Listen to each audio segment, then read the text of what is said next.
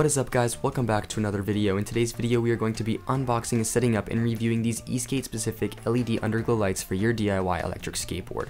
They are specifically designed for your DIY eSkate as they are powered off of your board's battery and controlled using input from your VESC. So without further ado, let's get into the unboxing.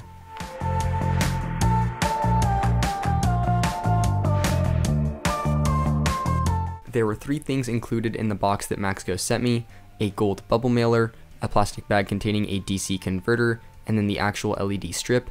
They only sent me one single long LED strip, but I do believe that most of their kits now include 2 shorter LED strips. The bubble mailer contains all of the smaller components with this kit. There was a sticker with the Maxkgo logo, a receiver for the strips, and then all of the necessary cables.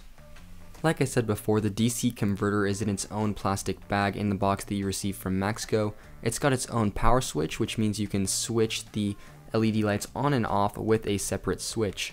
This DC converter is used to power your LED strips from your electric skateboard's battery, as it just steps down the voltage from your board's battery down to a smaller voltage that these LED lights can use. The next component is the receiver, and this basically just takes input from your electric skateboard and tells the LED lights what to do. It has an end that plugs into the LED lights and an end that plugs into the UART port on your VESC for input. This receiver also allows for Wi-Fi communication with the app, which we'll get into a little later. The final plastic bag just contains all of the connectors needed to get this kit up and running. The first 2 cables are UART cables. There's a V4 and a V6 included. The next 2 are for communication between the LED strips and the receiver, and the last one is an XT60 parallel connector. And just like that, that concludes the unboxing portion of this video. Here's everything included with the kit.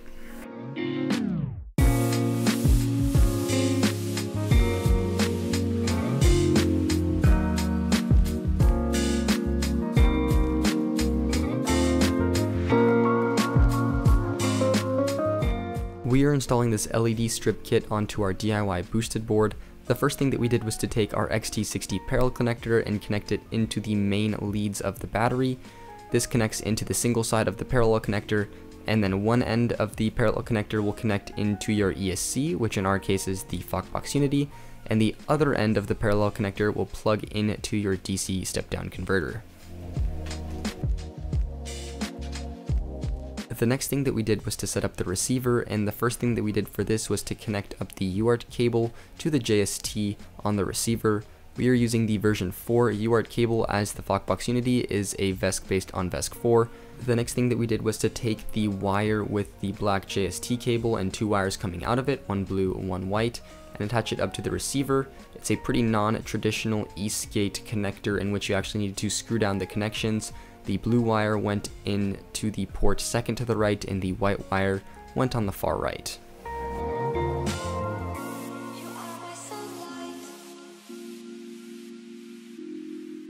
The next thing that we did was to connect up the LED strips to the receiver, and this is done by connecting up the black JST cable from the LED strips and plugging them in to that JST connector that we just screwed onto our receiver.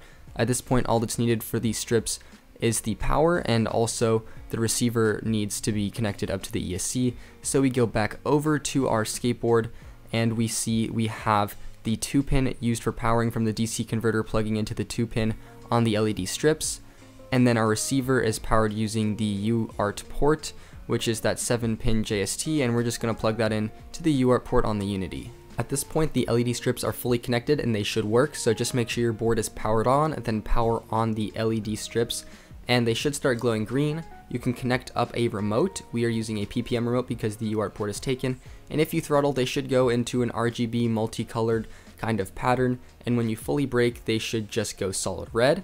Those are the preset settings that came on the LED strips that we got, and I'm pretty sure this is the preset for all of them, but this can be changed later on in the software. In case the wiring that we did in this video didn't make sense, here's the schematic for both the entire kit and for the receiver.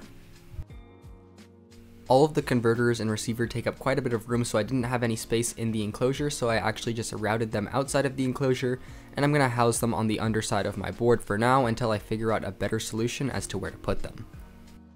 Because we only have one strip and it's so long, the only way that we could mount this LED strip to our board was around the rim of the skateboard, so we just got a ton of double-sided tape, mounted it on various spots of the light, and tried to secure it to the side of our deck.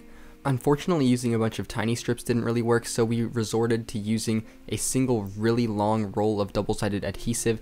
The double-sided adhesive is a super strong adhesive, however, it's absolutely terrible when holding these LED strips to the side of the board. They constantly fall off, and really it's not a reliable solution. It looks really good the first day that you put it on, but after some time, it starts to look worse and worse. Additionally, only one side of the board looks good. The side that the wire feeds into the side of the deck looks pretty terrible because there's a split in the light. The mountability of these LED strips to your board is definitely one of the biggest limitations of this kit.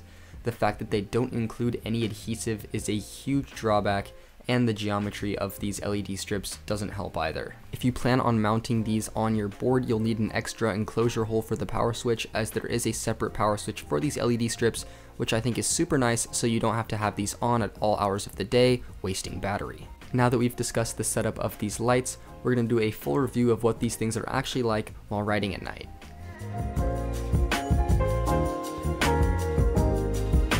These lights have 3 default modes: standby, moving, and braking. So in standby, the default is just orbiting in green. Braking, when you pull back on the trigger, it glows red. Standby will be returned to if you're not touching the trigger, and then if you throttle, it'll go into that rainbow changing pattern. Of course, all of these can be changed within the app, which we'll get into right now. These strips are programmable via the app that's based on the internet, so all you need is a web browser and Wi-Fi connection. So open up your phone, connect to Wi-Fi, we'll put the password to Maxkgo right here, and then enter the IP address that we've shown right here, and just like that, you're connected up to the LED strips on the Maxkgo app.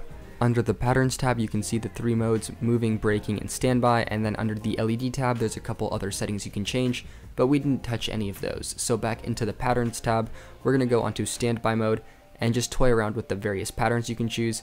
As you can see, it's pretty instantaneous. Once you change the mode on your phone or device, it changes the LED's settings immediately, which I think is super cool, and they have a ton of various pattern options that you can choose from. Right now, we are only changing the settings for the standby mode. However, you can do the exact same thing for braking and moving mode, so it's customized exactly how you like.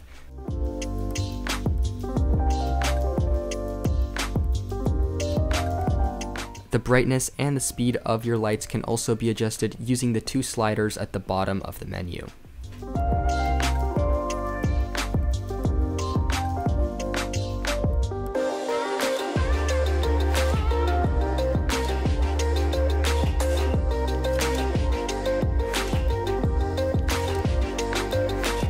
The LED strips color can also be fully customized. There's a whole array of colors.